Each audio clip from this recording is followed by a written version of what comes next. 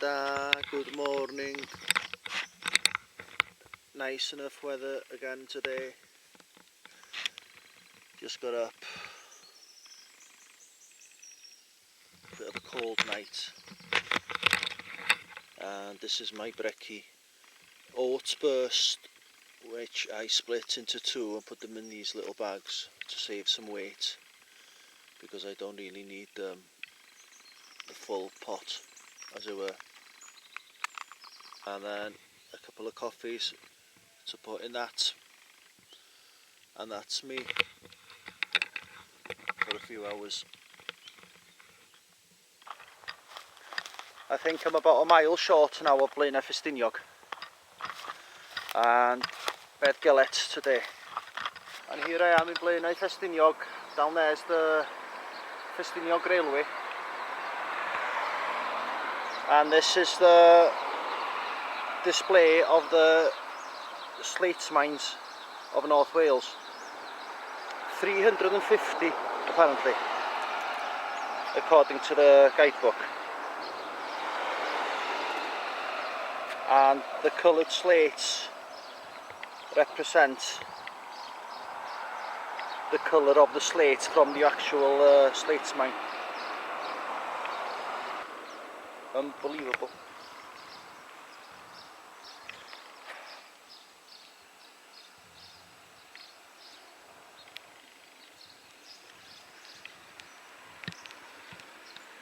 And there's two railway stations there, one for the main national rail network going to Llandudno Junction, and the other one's the Ffestiniog Railway going to Porthmadog. And that's Gloddfa Ganol. And there's the station. And the two lines split in there. Now I camped in them woods last night over there, and now I'm leaving Blaenau Ffestiniog.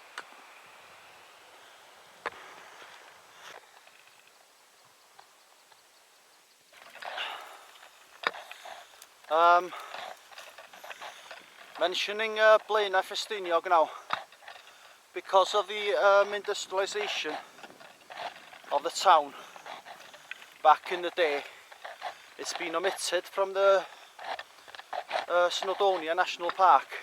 The Snowdonia National Park on the map. There's a little circle around Blaenau Ffestiniog. It's not allowed in. It looks a bit strange. Yeah, because it goes all the way from Llanmarfechan in the north down to, I don't know, Tywyn area in the south.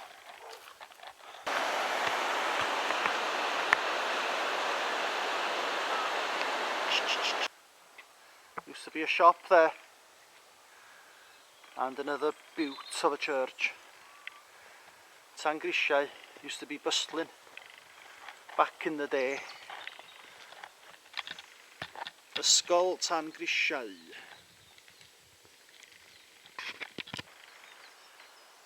Go below underground adventures. Now this is the Ffestiniog Railway. It goes to Porthmadog.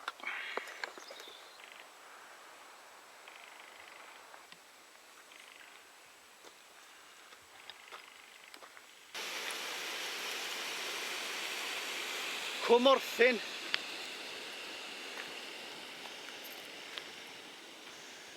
There would have been wagons going down these.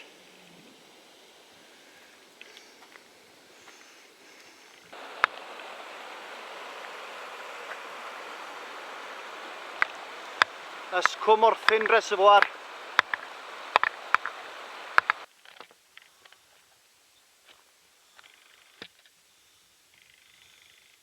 Lovely.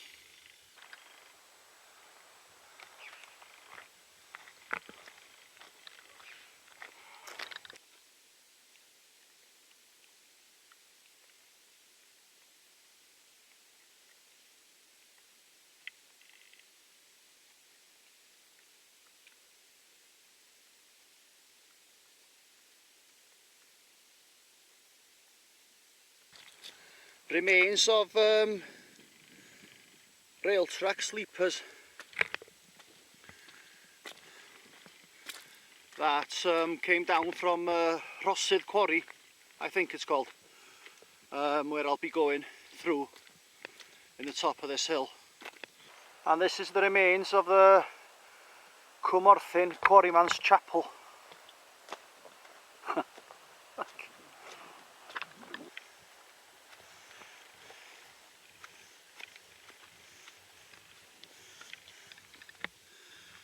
There would have been Welsh hymns being sung in here. Unbelievable.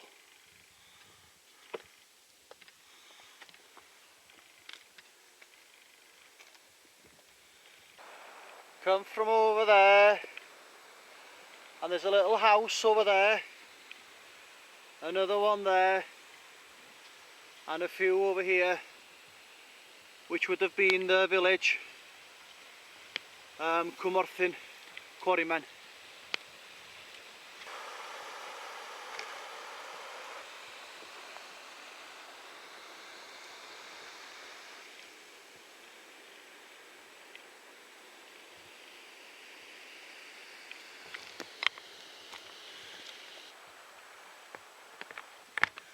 It's difficult to fathom out what these stacks are built for.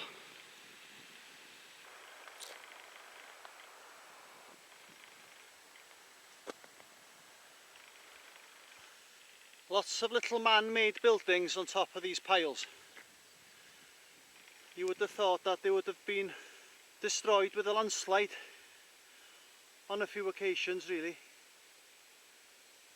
at one point. They knew what they were doing, and I think I'm entering Rhosydd Quarry.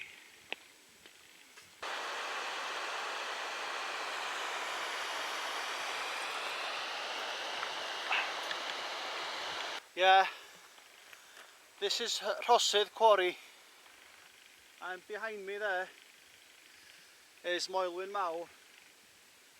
I went up that way about 3 years ago. I did the circular route from Cneich, which is that one over there.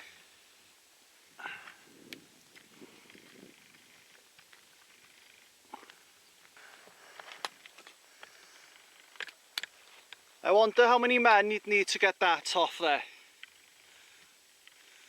The cantilever stone near Glyderfach, someone said once it weighs about 700 tons.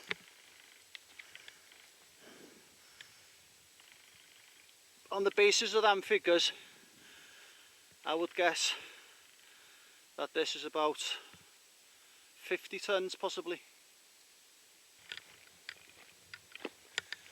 House with a chimney.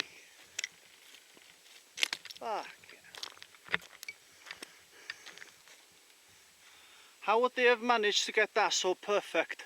You are back on the tour. Navigation will now continue. And to stand up like that a few centuries ago. Fantastic.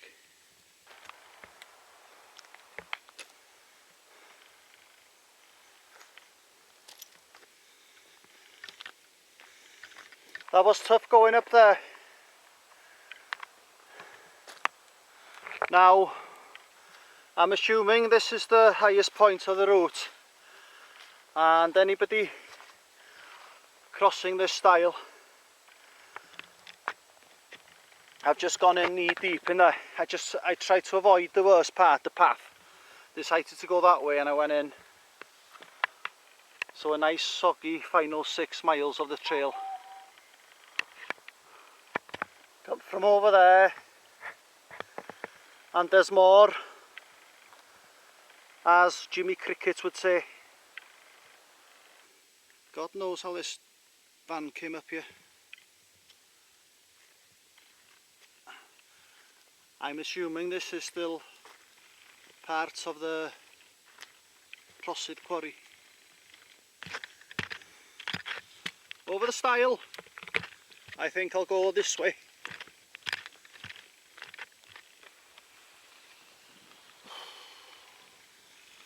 Down now into Croesor, slowly but surely. There was a bit treacherous there now, going down on some slate stones. Bit dodgy and slow going. A couple of weeks ago I thought to myself, am I going to get any summery days to go out this year? The way the world is right now. And I'm so glad I've been now.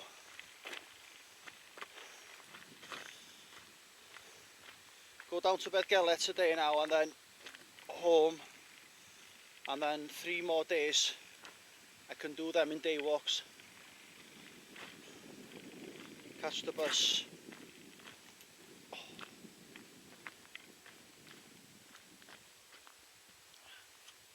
And in front of me is Moel Hebog, and the very far mountain could be Mynydd Mawr possibly, and this is the Cnicht. Steady descent now with a valley to my right, Croesor Valley. I originally thought I would do the 3 days to Nantlla, about 15 miles a day for 45 mile. It's a bit optimistic really if you want to enjoy it with a weight on your back, because you do have to slow down a lot with weight on your back. The danger aspect does come in a little bit. If you happen to fall with gravity, the weight will take you wherever it wants to take you basically, so you do have to slow down a lot. So yeah, about 10 to 12 miles really per day is on a trail like this anyway, with a lot of uneven terrain. But after today I will have done the backbone of it really, and as I've said before, the amount of detail you get on this trail is absolutely fantastic. Compare this to a more famous one, Great Glen Way in Scotland I did 2 years ago. Similar, the same mileage from Inverness to Port William along the canals. There's not a patch on this. Quite boring really. So this would probably be up there with one of the best multi-day hikes anyway, I would guess. But it is pathless at times.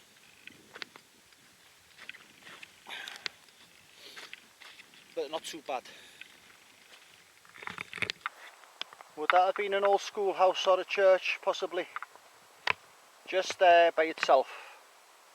Nothing else. Now this mountain, the Cnicht, when you look at it from Tremadog or Porthmadog area, it looks like a pyramid with a very pointed peak. They call it the Welsh Matterhorn. You wouldn't think so, would you?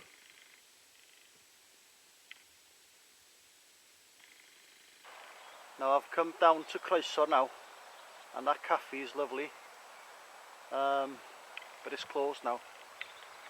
And there's the Cnicht from a different perspective.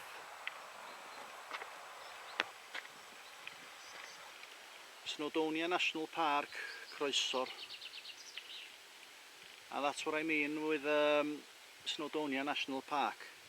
That blue part is the national part, and the white bits in the middle, which is not in the park, is Blaenau Ffestiniog.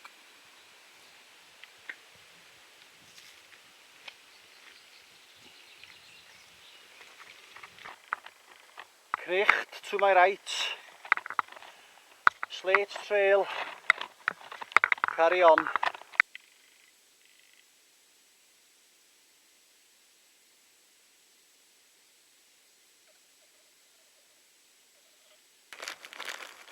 I haven't eaten one of these for years and years and years. Salt and vinegar twirls. A bit of a break. Scotch egg I picked up from Blaenau this morning. Gossamer gear, rucksack. It's doing the business. Brilliant, really. And I have 2 pairs of socks, Bridgedale liners and waterproof socks. Dacky, brilliant. But nothing can be helped what happened today. Right in. My right leg went all the way up to here.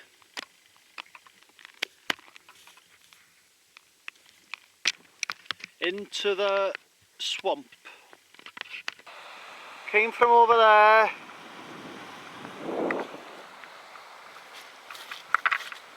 Now this is remote.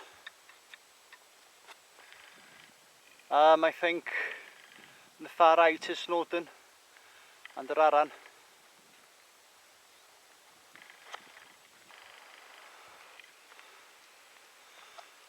A bit of road walking.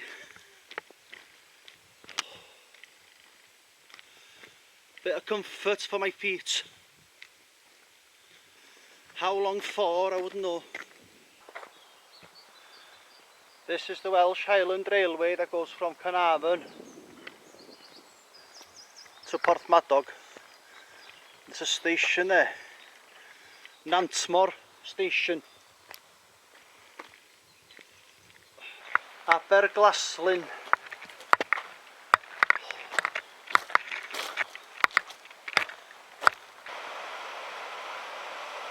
Aberglaslyn Bridge.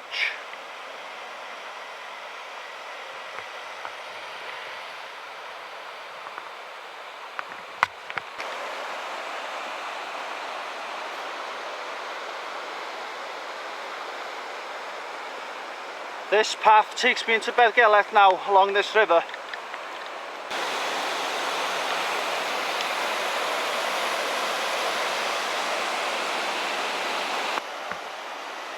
A lot more of a bumpy ride than I thought it was. I've done it a few years ago, I didn't realise it was this uneven. Now the colour in this water here now is the copper from the sucking copper mine, which is somewhere over there. Crossing back over the railway line.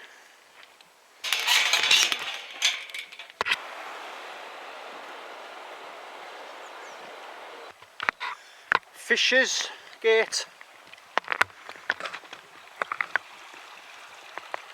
I'm approaching Gellert's grave now.